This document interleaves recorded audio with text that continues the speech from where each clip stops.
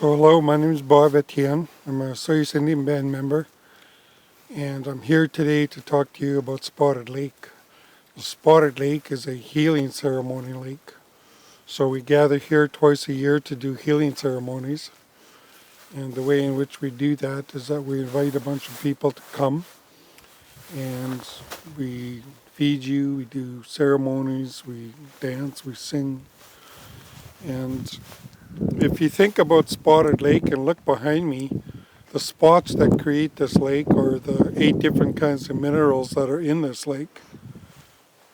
Epsom salts and various other kind of minerals that give this lake the effect that it has. We've been here for thousands of years, so we've always come here to gather the water and the mud to heal ourselves, the joints, and rheumatoid arthritis is actually the what we can heal from this lake. So when we come to this lake, or when folks like myself come to this lake, the First Nations people, what we have to do is do an offering, and that offering is very special and very sacred and lets the lake know that we're coming, and also gives a high respect to the ancestors that have been here before us, doing the same thing which we are now, which is doing the healing. So it's very important that the people who come here to pray and do the ceremonies, that they do make an offering first.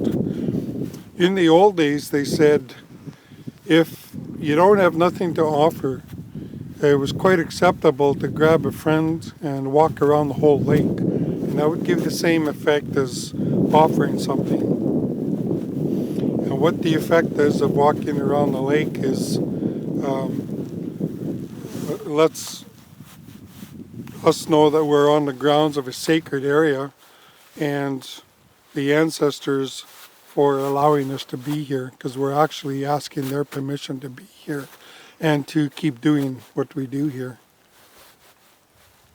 So if you don't have nothing to offer, that's fine, come anyway, and then walk around the lake. In the summertime, usually people have water and other things to offer, so even water is quite acceptable to make an offering. Water is our most powerful element on Mother Earth. So when we first came here, on arrival, we seen golden eagle. And golden eagle is very special to us because it's our highest predator bird. It's our most sacred bird. It's the top predator bird above the bald eagle. And what that means for us spiritually is that the bald eagle gives us medicines and talks to us all the time. So in effect, if you have an eagle fly over you, it's telling you something, or it's giving you something, some piece of knowledge that, hey, you're quite acceptable to be here, and thank you for coming. So when I come here, I look for that. I stop along the way and I look for creatures that see you before you see them. You're offering blessings, and sometimes, like with the deer up on the hill earlier, that could in effect be an ancestor coming to say, hey, there you are. When you say that that this is the ancestors who've come to visit us, the deer and the eagle, how do you know that? I need to do a lot of studying, whether it's material things or not. You get a sense of what has been.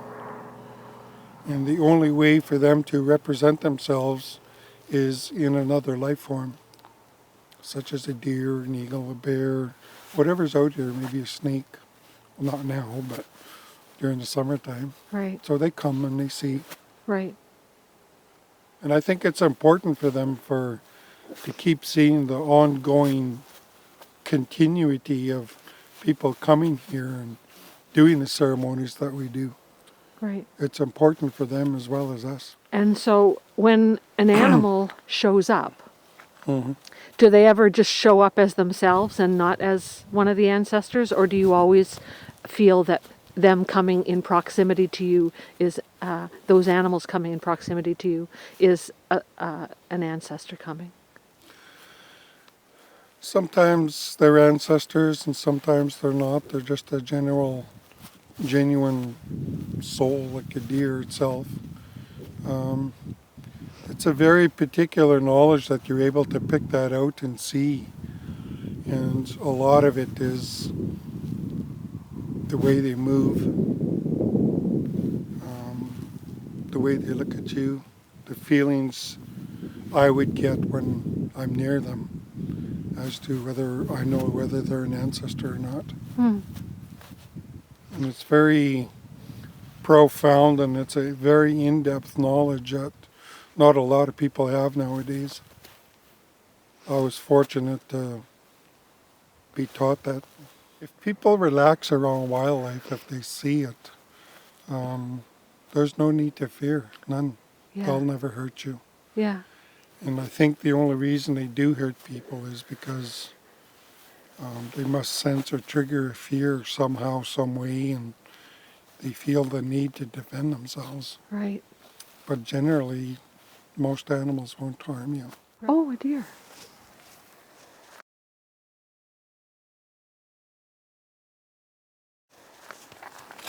They come to see.